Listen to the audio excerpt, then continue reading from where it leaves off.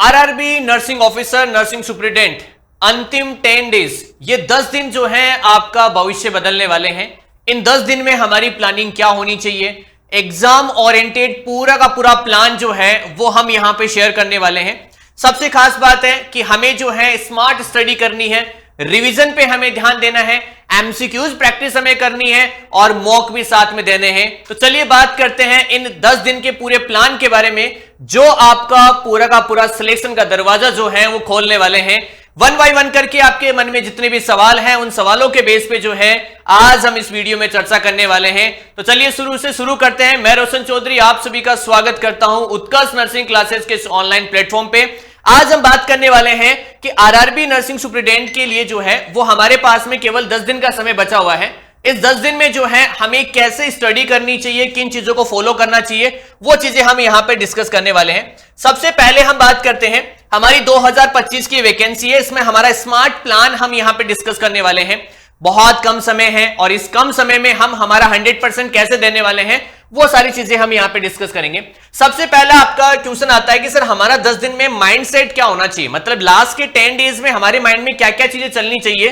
तो मेरा मानना यह है कि आपको लास्ट के 10 डेज में जो है वो स्मार्ट रिवीजन करना है। एक तो स्मार्ट आपको क्या करना है, रिवीजन पे ध्यान देना है। दूसरा आपको क्या करना है, आपको एमसीक्यूज आपको चेक करने हैं, मतलब एमसीक्यूज प्रैक्टिस आपको करनी है। और तीसरा आपको यहां पे जो है वो मॉक देना है। अब इसके अलावा हमें क्या नहीं करना है उसके बारे में बात कर लेते हैं। तो ना तो आपको जो है वो डीप थ्योरी पढ़नी है, ना आपको उन टॉपिक को टच करना है जो आज तक आपने नहीं पढ़े हैं। ये चीज आप अपने माइंड में सेट कर लीजिएगा। ये तो है आपका कि लास्ट 10 डेज में हमारा माइंड किस बेस पे काम करेगा। केवल हम स्मार्ट स्टडी रिवीजन करेंगे, जो भी चीजें हमने आज तक पढ़ी है उनको रिवाइज करेंगे। इसके अलावा हम मॉक टेस्ट के ऊपर ध्यान देंगे और इसके अलावा हम क्या करेंगे, एमसीक्यूज प्रैक्टिस करेंगे। अब सबसे खास बात, नया हमें कुछ भी नहीं पढ़ना है, क्योंकि नया पढ़ने जाओगे तो कंफ्यूजन ही कंफ्यूजन हो जाएगा और अभी वो समय नहीं है जिसमें हम नया या डीप पढ़ने जाएं। नेक्स्ट हम बात करते हैं, आप लोगों के मन में एक सवाल आता है कि सर हम यहां पे मॉक के लिए हमारा इंपॉर्टेंट रोल क्या होना चाहिए। देखो, जब भी हम मॉक टेस्ट देते हैं तो डीप मॉक टेस्ट आपको देने, जैसे मान लो आपने पूरे 10 दिन का समय है तो 10 बड़े बड़े टेस्ट आपने दिए हैं। अगर आप 10 से ज्यादा दे सकते हैं तो वेल एंड गुड, वरना 10 तो आपको टेस्ट देने ही देने हैं। उन मॉक के अंदर आपको क्या करना है, मान लो आप यहां पे 100 एमसीक्यूज का टेस्ट दे रहे हैं जिसमें आपका नर्सिंग और नॉन नर्सिंग दोनों आता है। तो आपको एक चीज ध्यान रखनी है कि आपने जहां पे राइट आंसर किया है, जिन मॉक में, जिन एमसीक्यूज में राइट किया है, वो आपको हाईलाइट करने हैं कि मेरा ये तो पक्का सही हो ही जाएगा।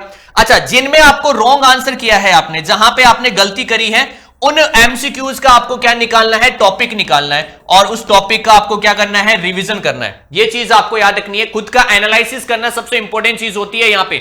जब तक एनालिसिस नहीं करोगे तब तक आपको समझ में नहीं आएगा कि हमें आगे क्या करना चाहिए। तो जहां पे जो गलती आपने मॉक टेस्ट के अंदर जिस क्वेश्चन में करी है उसको वहीं पे पकड़ो, निकालो और उसका रिवीजन करो, क्योंकि यहां से आपकी नेगेटिव मार्किंग जो है वो बचने वाली है। तो सबसे इंपॉर्टेंट चीज है, आपको कम से कम 10 मॉक देने हैं, बड़े बड़े फुल लेंथ वाले, 100 एमसीक्यूज वाले। ज्यादा देते हैं तो और भी बढ़िया है आपके लिए।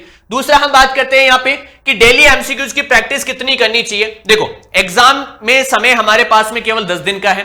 अब प्रैक्टिस कितना करना है, नॉर्मली अगर हम बात करते हैं तो आपको पर डे, याद रखिएगा, पर डे आपको जो है वो 200 से 300, याद रखिएगा 200 से 300 आपको क्या करने हैं, एमसीक्यूज निकालने। ये तो मैंने मिनिमम कहा है, ये तो मिनिमम है आपका, कम से कम इतना तो करना ही करना है। क्योंकि आप लोगों को पता है कि एग्जाम के लास्ट टाइम में जो है हमारे एमसीक्यूज जो हैं हमें बहुत अच्छे तरीके से याद होते हैं और कई बार ऐसा भी होता है कि वो का वो एमसीक्यूज हमारी एग्जाम में आ जाता है। और इसके अलावा आपका सेल्फ असेसमेंट भी हो जाता है एमसीक्यूज प्रैक्टिस में कि जो भी आपने चीजें पढ़ी हैं उनमें आप कितना 100% दे पा रहे हैं। तो पर डे आपको 200 से 300 एमसीक्यूज की प्रैक्टिस करनी है। जो एमसीक्यूज आपको नहीं आ रहा है उसका आपको क्या करना है, डीप एनालिसिस करना है। और जो एमसीक्यूज में आपको लग रहा है कि यहां पे नेगेटिव मार्किंग से हम इस एमसीक्यूज को कैसे बचें, एलिमिनेशन मेथड हम कैसे यूज करें, तो ये सारी चीजें आपको यहां पे सीखने को मिलेगी और आपका टाइम मैनेजमेंट अच्छा हो जाएगा। देखो, हम जब एमसीक्यूज प्रैक्टिस करते हैं या फिर हम मॉक देते हैं तो हमारा टाइम मैनेजमेंट जो है वो स्ट्रांग होता है। हमें कम से कम समय में पेपर को कैसे डील करना है, लैंग्वेज कैसे पढ़नी है,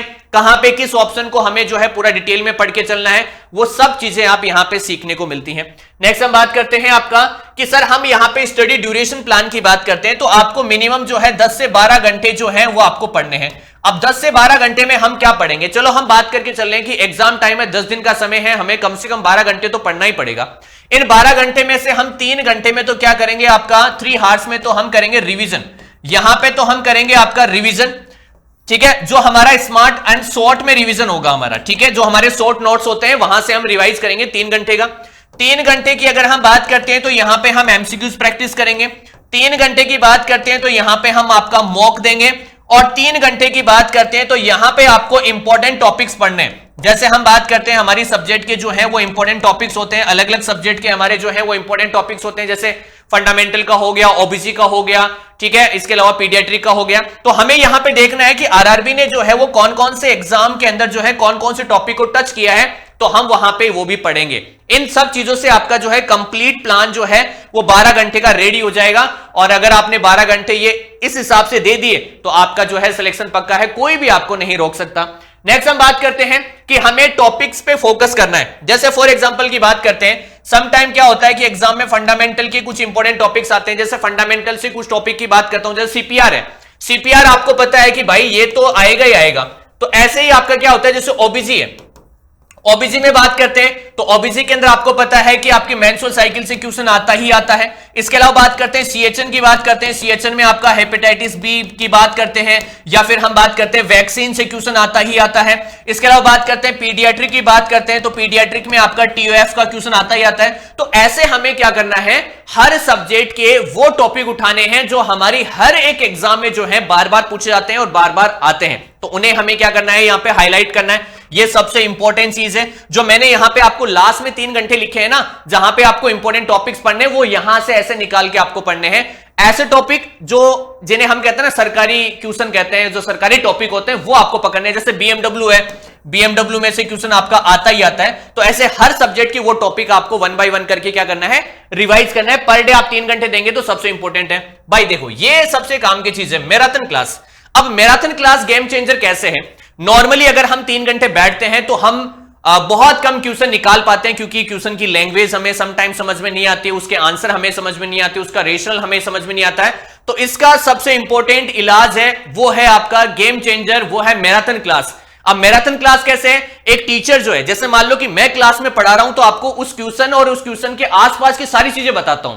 तो ऐसे ही आप जो है उत्कर्ष प्लेटफॉर्म के ऊपर आज से आपकी मैराथन क्लास स्टार्ट होने जा रही है। मैराथन क्लासेस आपकी ऑलरेडी लाइनअप है, डेली आपकी मैराथन क्लास हो रही है। इसके अलावा आपकी जगराता क्लासेस भी होंगी। तो उन सब के अंदर जो है आप क्या कर सकते हैं, अपने आप को ऐड कर सकते हैं। वहां से आपको क्या देखने मिलेगा कि आप 3 घंटे कैसे निकल जाएंगे, आपके कैसे कितने सारे एमसीक्यूज आप डील कर लेंगे। तो ये सबसे इंपॉर्टेंट चीज होती है मैराथन क्लास। नॉर्मली आप घर पे नहीं पढ़ पाओगे इतना, लेकिन मैराथन क्लास में आप प्रैक्टिस कर लोगे। इसके अलावा हमारे पास में पोल सिस्टम भी होता है, तो आप जितने भी स्टूडेंट जो हैं वो क्लास के अंदर लाइव रहते हैं, तो उनका जो है एनालिसिस भी आता है, उनकी रैंक भी हमें देखने को मिलती है। तो वहां पे आपको कॉन्फिडेंस भी जो है वो फील होगा, आपको लगेगा कि रियल एग्जाम जैसा आपको फील देखने को मिलेगा।